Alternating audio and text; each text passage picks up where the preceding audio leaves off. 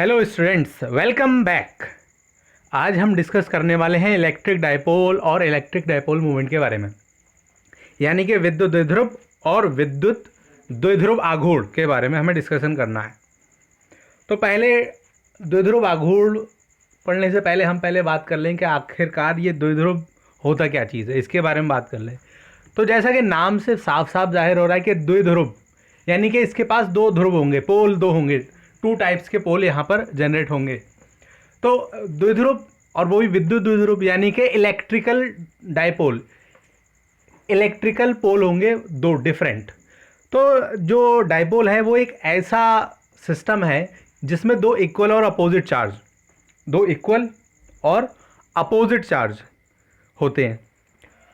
अच्छा, दोनों चार्ज के मिलाने वाली जो लाइन होती है, अच्छा एक बात और इससे पहले कि दोनों चार्ज एक पर्टिकुलर डिस्टेंस पर रखे हुए होते हैं। अपोजिट होंगे चार्ज, उनका मैग्नीट्यूड लेकिन क्या होगा, सेम। जैसे कि +5 कूलम होगा तो दूसरा चार्ज होगा -5 कूलम। तो इन दोनों को मिलाने वाली जो लाइन होगी उसको हम एक्सियल लाइन कहेंगे। जैसे ये देख रहे हैं आप, ये -q चार्ज है, ये +q चार्ज है, दोनों का मैग्नीट्यूड q है, लेकिन उनका जो नेचर है वो क्या है, अपोजिट, एक प्लस है एक माइनस है। इन दोनों चार्जेस को मिलाने वाली ये जो लाइन है, इस लाइन को हम कहेंगे एक्सिस। क्या कहेंगे? एक्सिस, एक्सिस, ठीक है। और इनका जो मिड पॉइंट है उसके परपेंडिकुलर लाइन एक ड्रॉ करेंगे, ये इसको हम कहेंगे इक्वेटोरियल पोजीशन, यानी कि निरक्ष पोजीशन। तो जो एक्सियल पोजीशन है उसको हम कहेंगे अक्षीय स्थिति, और जो बीच की लाइन हमने ड्रॉ की है इसको हम क्या कहेंगे, इक्वेटोरियल पोजीशन, यानी कि निरक्ष। चलो, इतनी बात हमने समझ ली। अब हम बात समझ रहे हैं कि भाई द्विध्रुव हमें समझ में आ गया क्या है, कि एक ऐसा सिस्टम जिसमें दो चार्ज होंगे, दोनों का मैग्नीट्यूड सेम होगा, लेकिन उनके पास जो उनकी नेचर होगी वो कैसी होगी, अपोजिट होगी, और दोनों एक पर्टिकुलर सर्टेन डिस्टेंस पर, एक थोड़ी दूरी पर रखे हुए होंगे। इस टाइप के जो सिस्टम बनता है उसको हम क्या कहेंगे, डायपोल। और यहाँ पर चार्जेस की बात है, इलेक्ट्रिक चार्जेस की बात है, तो इसलिए हम इनको क्या कहेंगे, इलेक्ट्रिक डायपोल। ठीक है, तो ये हमारे पास हो गया इलेक्ट्रिक डायपोल। अच्छा, इलेक्ट्रिक डायपोल में जो इलेक्ट्रिक फील्ड की डायरेक्शन होती है वो क्या है?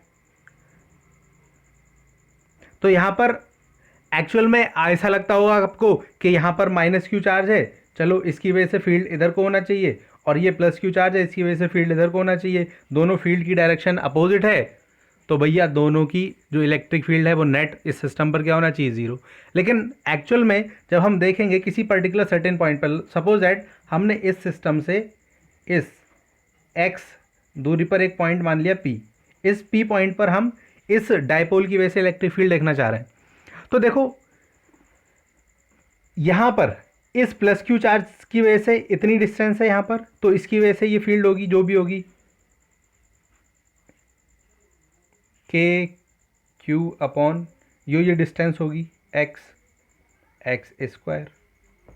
ठीक इसी पॉइंट पर इस वाले चार्ज की वजह से देखेंगे तो यहाँ पर डिस्टेंस क्या हो गई, अब ज़्यादा, तो डिस्टेंस चेंज होने की वजह से यहाँ पर जो इसकी वजह से इलेक्ट्रिक फील्ड होगी वो क्या हो जाएगी, अलग।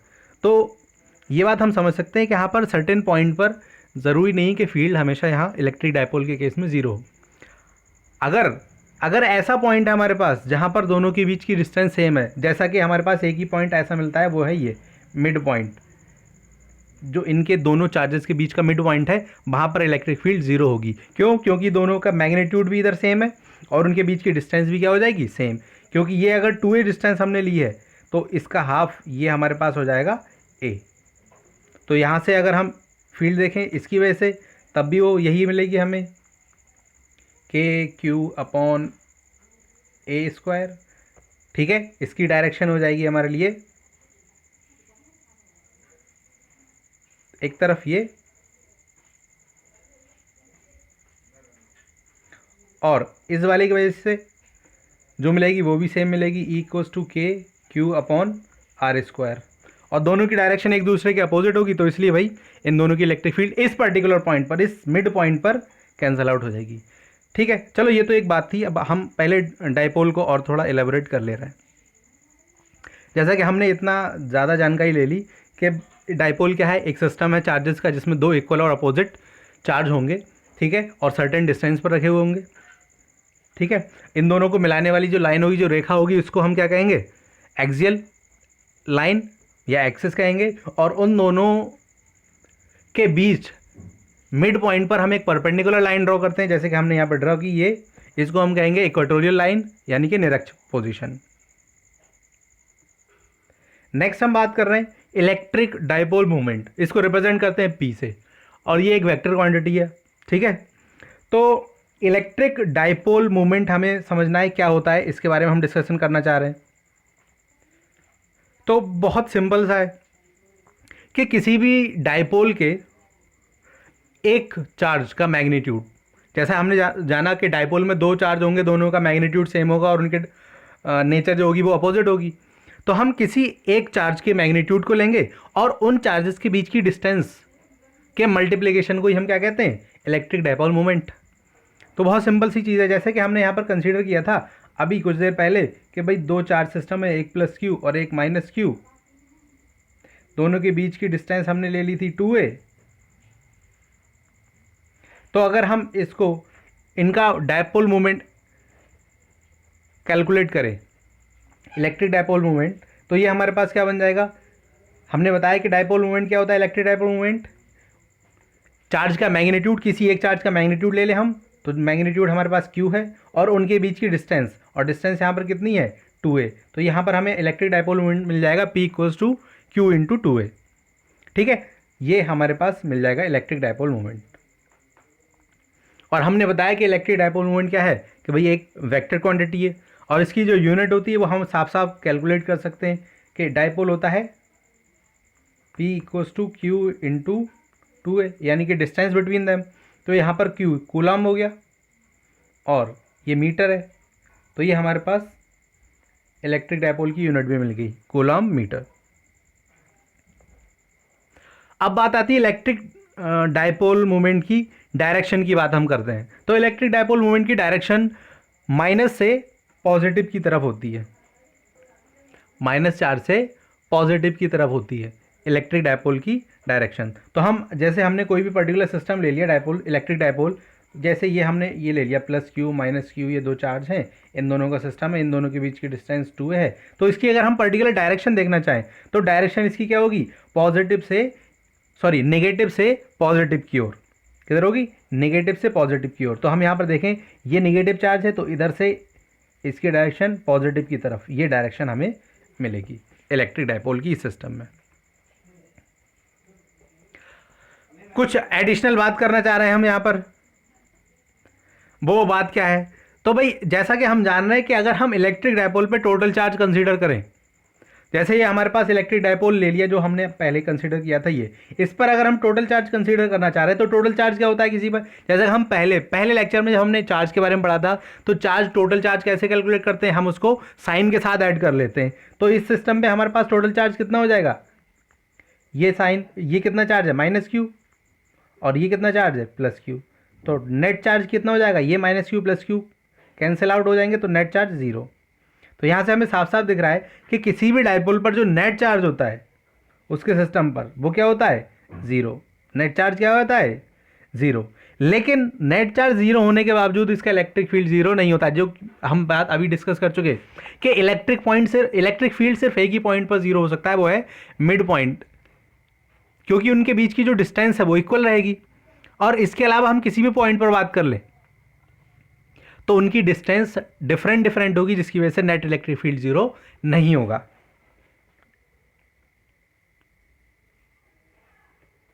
नेक्स्ट अब हम बात कर रहे हैं इलेक्ट्रिक डाइपोल की वजह से कि इलेक्ट्रिक फील्ड जनरेट होती है, उसको हम किस तरीके से देखते हैं, किस तरीके से हमें देखना है, किस तरीके से कैलकुलेट करेंगे।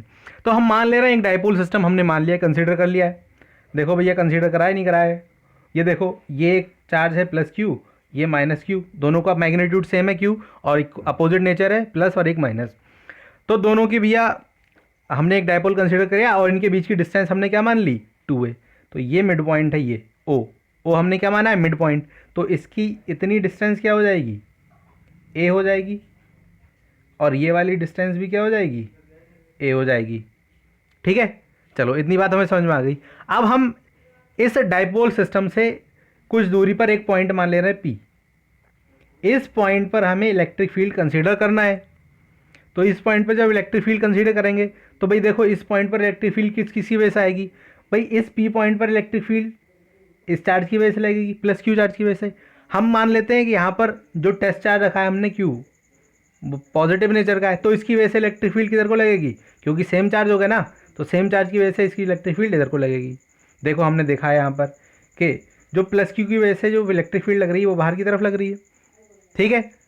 अब बात कर रहे हैं इसकी वजह से, इसकी वजह से जो इलेक्ट्रिक फील्ड लगेगी, ये दोनों अपोजिट नेचर है तो ये अट्रैक्ट करेगा, तो इलेक्ट्रिक फील्ड इसकी तरफ लगेगी इधर को। तो इसकी वजह से हमने देखो यहाँ पर दिखाई है इलेक्ट्रिक फील्ड जो लग रही है वो लग रही है अंदर की तरफ, ये देखिए। अब हम दोनों को मैग्नीट्यूड कैलकुलेट कर लें, तो देख जैसा कि हम पहले कर चुके हैं, ये देखो पहले हम इस चार्ज की वजह से इलेक्ट्रिक फील्ड निकालते हैं, तो इलेक्ट्रिक फील्ड हमारी क्या बन जाएगी, ई ड्यू टू प्लस क्यू, क्या बनेगी, के चार्ज है क्यू और उनके बीच की डिस्टेंस, तो इस पॉइंट और इस चार्ज के बीच की डिस्टेंस क्या है, देखो देखो देखो ध्यान देना, हमने इस चार्ज इस पॉइंट और इनके मिड पॉइंट के बीच की जो डिस्टेंस मानी है वो क्या मानी है, आर, और हमें इतनी डिस्टेंस कैलकुलेट करना है, ये डिस्टेंस कैलकुलेट करना है। और ये डिस्टेंस हमने देखा ये हमारे पास कितनी है, ए है, और ये वाली डिस्टेंस हमारे पास आर है, तो ये डिस्टेंस क्या हो जाएगी हमारे पास, आर माइनस ए, ये डिस्टेंस इतनी हो जाएगी, बस हमें डिस्टेंस मिल गई। अब हम कैलकुलेट कर लें, तो इस प्लस क्यू चार्ज की वजह से इलेक्ट्रिक फील्ड हमें क्या मिलेगी, ई प्लस क्यू की वजह से क्या मिलेगी, के क्यू अपॉन क्या डिस्टेंस मिली हमें, ये वाली डिस्टेंस कितनी मिली, आर माइनस ए का स्क्वायर, ये हो गया हमारे पास, ये प्लस क्यू की वजह से फील्ड मिल गई हमें, जो कि हमने यहाँ पर ये लिखी है। नेक्स्ट अब हम बात कर रहे हैं इस माइनस क्यू की वजह से फील्ड, तो देखो भैया माइनस क्यू यहाँ पर है और इस पी पॉइंट पर इसकी डिस्टेंस कितनी हो जाएगी, देखो ये डिस्टेंस हमने कैलकुलेट की थी ए, और ये डिस्टेंस यहाँ से यहाँ तक की आर, तो इस पी पॉइंट से यहाँ तक की डिस्टेंस ये कितनी हो गई, आर प्लस ए, तो ये नेट डिस्टेंस होगी। तो हम यहाँ पर ई ड्यू टू प्लस क्यू निकाल लेंगे, क्या होगा भैया, के क्यू अपॉन आर प्लस ए का स्क्वायर, तो ये हमें दूसरे चार्ज की वजह से इलेक्ट्रिक फील्ड मिल गई। अब चूंकि दोनों की इलेक्ट्रिक फील्ड की डायरेक्शन क्या है, अपोजिट है, तो हम क्या करें, इनका वेक्टर एडिशन कर दें। वही प्रिंसिपल और सुपरपोजिशन ने यही तो बताया था कि किसी भी सिस्टम पर जो नेट इलेक्ट्रिक फील्ड है वो उनके वेक्टर सम के एडिशन के बराबर होगी, बस यही काम हमें करना है। नेक्स्ट हमने कर दिया, देखो हमने net electric field P point पर निकाल ली, E plus Q minus E Q, दोनों की डायरेक्शन अपोजिट है तो हमने दोनों को एक दूसरे से घटा दिया।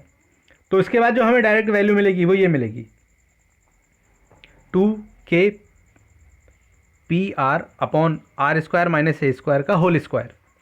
अब मान लेते हैं जैसा कि हमने ये देखा, ये जो डिस्टेंस है ये R distance far greater than है ए से, तो इस केस को हम कंसीडर जब करें R is far greater than A, तब इस केस में यहाँ पर R square minus A square जो लिखा हुआ है इस फॉर्मूले में, इसको हम क्या कंसीडर कर लेते हैं, आर स्क्वायर ही कंसीडर कर सकते हैं और इसका होल स्क्वायर है, तो ये हो जाएगा आर की पावर 4, और ये आर की पावर 4 इस ऊपर वाले आर से कैंसिल आउट हो जाएगा, तो यहाँ पर हमें क्या बचेगा, आर की पावर 3। देखो वही पोजीशन यहाँ पर लिखी गई है। तो इस तरीके से हमारे पास जो एक्सियल पोजीशन पर इलेक्ट्रिक डायपोल है उसकी वैल्यू हमें मिल गई है, और वो कितनी है 2kp अपॉन आर क्यूब। यहाँ पर p जो रिप्रेजेंट कर रहा है वो किसको रिप्रेजेंट कर रहा है, डायपोल मोमेंट को, और डायरेक्शन हम पहले से जानते हैं, डायरेक्शन किधर से किधर है वो हमने बखूबी बता चुके हैं आपको। नेक्स्ट अब हम बात करने वाले हैं चार्ज डिस्ट्रीब्यूशन की, कि किस तरीके से डिफरेंट टाइप की बॉडीज होती हैं उनके पर डिफरेंट तरीके से चार्ज डिस्ट्रीब्यूशन होता है। तो हम यहाँ पर 3 टर्म के बारे में डिस्कशन करेंगे, एक तो लीनियर चार्ज डेंसिटी यानी कि रेखीय आवेश वितरण, दूसरा करेंगे एरियल चार्ज डेंसिटी यानी कि हम उसको कहेंगे पृष्ठीय आवेश वितरण, और तीसरा हम डिस्कशन करेंगे यहाँ पर आयतन आवेश वितरण यानी कि वॉल्यूम चार्ज डेंसिटी। तो सबसे पहले हम यहाँ पर डिस्कस कर रहे हैं लीनियर चार्ज डेंसिटी यानी कि रेखीय आवेश वितरण। तो लीनियर चार्ज डेंसिटी क्या है कि भाई किसी भी कोई लेंथ है, कोई ऐसी रॉड है हमारे पास, कोई ऐसा लंबा तार है, उस पर हमने कुछ चार्ज उस पर ऐड किया, तो उसकी पर यूनिट लेंथ पर जो चार्ज होगा वही क्या कहलाएगा, लीनियर चार्ज डेंसिटी। उसकी किसी भी बॉडी की पर यूनिट लेंथ पर जो चार्ज मिलेगा, प्रति एकांक लंबाई पर जो आवेश रहेगा वही क्या कहलाएगा, रेखीय आवेश वितरण यानी कि लीनियर चार्ज डेंसिटी। तो हम इसको रिप्रेजेंट करते हैं लैम्डा से। Linear charge density is represented by lambda. Lambda equals to net total charge. Suppose that, जैसे ऐसे हम समझ सकते हैं कि जैसे हमने एक रॉड ले ली,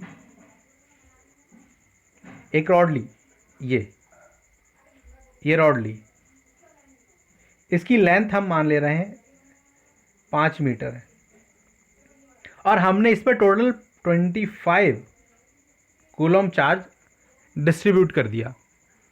तो हमें इसकी लीनियर चार्ज डेंसिटी निकालना है। तो हम बात करते हैं कि लीनियर चार्ज डेंसिटी होती क्या, रेखीय आवेश घनत्व या रेखीय आवेश वितरण के पर यूनिट लेंथ, प्रति एकांक लंबाई पर जो चार्ज होगा वही क्या कहलाएगा, लीनियर चार्ज डेंसिटी।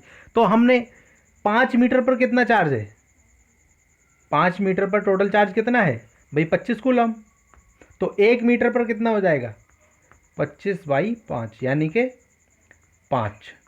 तो इसकी लीनियर चार्ज डेंसिटी हमें कितनी मिली, 5। तो इसी तरीके हम मान सकते हैं कि कोई रॉड है, उसकी लेंथ है कितनी भैया, L। कितनी लेंथ है, L, और उस पर टोटल चार्ज हमने Q इंट्रोड्यूस कराया, Q दिया उसे, तो उसकी L लेंथ पर चार्ज कितना हो गया, Q। तो हम 1 मीटर लेंथ पर हमें देखना है, तो L मीटर पर चार्ज कितना है, Q। तो 1 मीटर पर कितना हो जाएगा भैया, Q/L, और यही किसके बराबर है, लैम्डा के बराबर, यानी कि सरफेस चार्ज डेंसिटी के बराबर है। ठीक है, तो ये भैया हमारे पास सरफेस चार्ज डेंसिटी का एग्जांपल मिलेंगे। जैसा हमारे पास रॉड है, हमारे पास रिंग है, उसमें भी हमें लीनियर चार्ज डेंसिटी मिलेगी। नेक्स्ट हम बात कर रहे हैं सरफेस चार्ज डेंसिटी या फिर पृष्ठीय आवेश वितरण। तो भाई यहाँ पर ऐसी बॉडी लेंगे जिनमें सरफेस एरिया हो, यानी कि 2 डायमेंशनल हमें बॉडी लेना है। तो भैया कुछ ऐसी सरफेस की पर यूनिट एरिया पर जो चार्ज होगा वही क्या कहलाएगा, उसका सरफेस चार्ज डेंसिटी यानी कि पृष्ठीय आवेश वितरण। किसी भी बॉडी के पर यूनिट एरिया पर जो चार्ज होगा वही क्या कहलाएगा, उसका सरफेस चार्ज डेंसिटी या पृष्ठीय आवेश वितरण। तो सपोज दैट हमने एक शीट ले ली, ये शीट ली भैया, देखो ये शीट ली, इसका एरिया A मान लें हम, A मान लिया, और इस पर जो टोटल चार्ज हमने इंट्रोड्यूस कराया है वो मान लेते हैं Q। तो भैया सिंपल सी बात है, A मीटर स्क्वायर एरिया पर हमारे पास चार्ज कितना है, Q। तो 1 मीटर स्क्वायर एरिया पर चार्ज कितना हो जाएगा, Q/A। तो यही हमारे पास क्या हो जाएगी, सरफेस चार्ज डेंसिटी। और इसको हम रिप्रेजेंट किससे करते हैं, सरफेस चार्ज डेंसिटी को हम रिप्रेजेंट करते हैं सिग्मा से। तो सिग्मा बराबर हो गया Q/A। ठीक है, और इसका यूनिट तो बहुत सिंपल है, कूलम पर मीटर स्क्वायर, आराम से हम कर सकते हैं। और 2 डायमेंशनल बॉडी है, उनके लिए हम सरफेस चार्ज डेंसिटी को कैलकुलेट करेंगे। नेक्स्ट हम बात कर रहे हैं वॉल्यूम चार्ज डेंसिटी। तो वॉल्यूम चार्ज डेंसिटी भी सिंपल है एज इट इज, जैसे लीनियर चार्ज डेंसिटी के लिए था क्या कि पर यूनिट लेंथ, प्रति एकांक लंबाई पर जो आवेश है वो लीनियर चार्ज डेंसिटी है। सरफेस चार्ज डेंसिटी क्या थी कि पर यूनिट एरिया पर जो चार्ज है वो उसका सरफेस चार्ज डेंसिटी हो गई। अब बात कर रहे हैं वॉल्यूमेट्रिक चार्ज डेंसिटी यानी कि आयतन आवेश वितरण। तो पर यूनिट वॉल्यूम पर जो चार्ज रहेगा वो क्या कहलाएगा, आयतन आवेश वितरण यानी कि वॉल्यूम चार्ज डेंसिटी। इसको हम रो से रिप्रेजेंट करते हैं, रो। तो जैसे हम मान लेते हैं कि हमने एक कोई गोला ले लिया, कोई स्फेयर ले लिया, सॉलिड स्फेयर, ठीक है, और हम कैसे लेंगे, नॉन कंडक्टिंग स्फेयर ले रहे हैं, ध्यान रखना इस बात को, ठीक है। नॉन कंडक्टिंग इंसुलेटर स्फेयर ले रहे हैं हम, क्योंकि अब अगर हम कंडक्टिंग स्फेयर ले लेंगे तो उसके जो चार्ज है उसकी सरफेस पर ही डिस्ट्रीब्यूट रहेगा, सिर्फ उसके अंदर नहीं जाएगा। हम बात कर चुके हैं कि कोई भी कंडक्टिंग बॉडी है उसकी सरफेस पर ही चार्ज रहता है। तो यहाँ पर इंसुलेटर हमने एक गोला ले लिया, इसका वॉल्यूम हम जो भी मान लें V, इस पर हमें Q चार्ज इंट्रोड्यूस कराया। तो V वॉल्यूम पर जो चार्ज है वो कितना हो जाएगा, V वॉल्यूम पर चार्ज कितना हो जाएगा, Q। तो 1 वॉल्यूम पर 1 मीटर क्यूब पर कितना होगा, Q/V। ये हमें यहाँ पर रो मिल गया, यानी कि वॉल्यूमेट्रिक चार्ज डेंसिटी हम यहाँ से कैलकुलेट कर लेंगे। और इसकी unit coulomb per metre cube, क्योंकि यहाँ कूलम चार्ज कूलम को रिप्रेजेंट कर रहा है और वॉल्यूम मीटर क्यूब को, तो यहाँ से हो जाएगा कूलम पर मीटर क्यूब, इसकी यूनिट हो गई।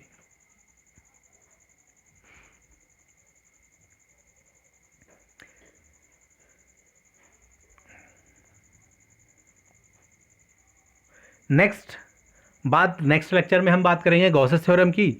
तो गॉसेस थ्योरम के बारे में जानकारी के लिए आप जुड़े रहिए हमारे साथ। तब तक के लिए इतना रखते हैं, और बाकी ज़्यादा जानकारी के लिए हमारे चैनल को सब्सक्राइब करिए, लाइक करिए, शेयर करिए। Thank you very much. और जल्दी ही हम आपके लिए नीट सीरीज़ लाने जा रहे हैं, जिससे आपको नीट जो एग्ज़ाम होने वाला है उसमें किस तरीके से तैयारी करना है, क्या क्या चीज़ें करना है, हम प्रीवियस ईयर क्वेश्चन को भी सॉल्व कराएंगे और साथ में फास्ट फॉरवर्ड मोड में रिवीजन भी कराएंगे। तो ज़्यादा जानकारी के लिए बने रहिए हमारे साथ। Thank you very much.